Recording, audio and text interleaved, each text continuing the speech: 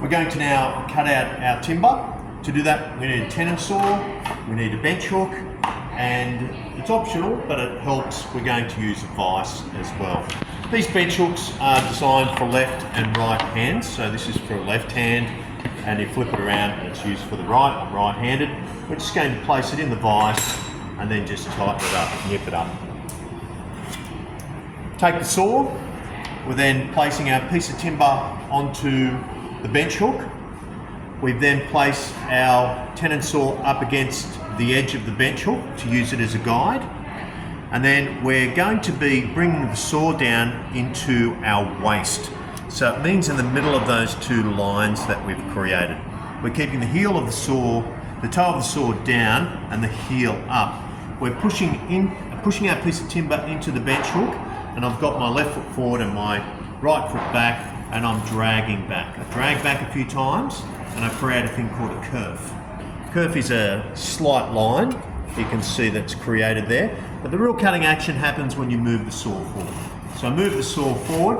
Obviously it's running nice up and flush against the side of the bench hook here.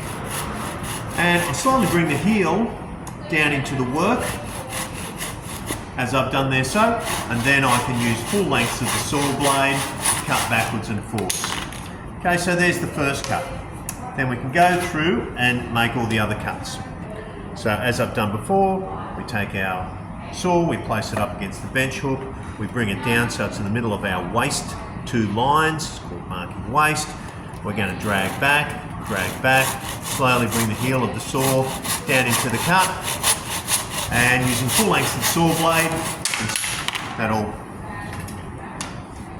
cut through our timber. So then we're going to cut all our pieces of timber that we've marked out. Before using the disc sander, you're going to need to have been instructed by your teacher how to use it. You're going to also have to complete an on-guard safety test so that you're able to use this machine. Also, you need permission to use it by the teacher in the classroom at that given time. The disc sander is an abrasive instrument. It's got a disc which spins, this one in particular spins in an anti-clockwise direction. And we're only going to be sanding on the left-hand side of the disc. We're going to need a couple of safety pieces of equipment before we get started. We're going to need an apron, and we're also going to need some safety glasses. Also very important, we've got a safety zone. Only one person to be in that safety zone at any given time. All right, let's start using the disc sander. Got a green button at the back, we press that to get it started. Wait till the machines reach full speed and the extractor unit will turn on. We're going to place our piece of timber only on the left-hand side of the disc. As the disc spins, it's going to push the timber down into the table. We're going to have it firmly against the table, not at any angle, and we're going to slowly push our piece of timber delicately into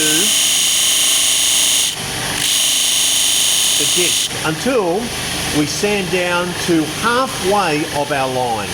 I know that's very accurate, but that's what you need to do. So we're sanding down halfway in between the lines.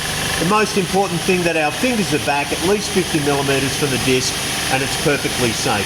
Never sand up with your hand off this bench and never get your fingers too close. We're then going to turn the tool off by pressing the red button, and that'll slow it down. An emergency stop is just here. If you get into any trouble, you push that directly down. Also, another couple of important safety things. Ladies or gents, you need to have your hair tied back if it's long, or you need to have a cap on to get your hair tied back. Other thing is loose clothing, ties, they need to be all taken off because they can get caught into the machine. Now we're going to be sanding all our pieces of timber down to the waistline that we've created. It's really important with our box that we have all the measurements, everything exactly the same. So even if it's slightly off, it's not exactly 290, for all our side components for our box, they all need to be exactly the same length. Same for the top and back and bottoms here. So same for the 420s and the 290s. So let's check if they're all the same size. I've got a piece of timber, I've just placed it in the vise. I then can just bring my workpiece and push it up to the edge like so and make sure it's all flat. And what I'm checking for, that they're essentially all the same length. If they're not, and I'm holding there, I can take my tri-square, place it back into position, and then just square it over the top like so. Then it's back to the desander, and I can sand down to make sure they're all perfect. I can do the same for all my upright pieces. I can place them there like so, make sure they're all running, pushing nice and flush. You can see the variation here is quite significant. And I thought that I marked that out fairly accurately.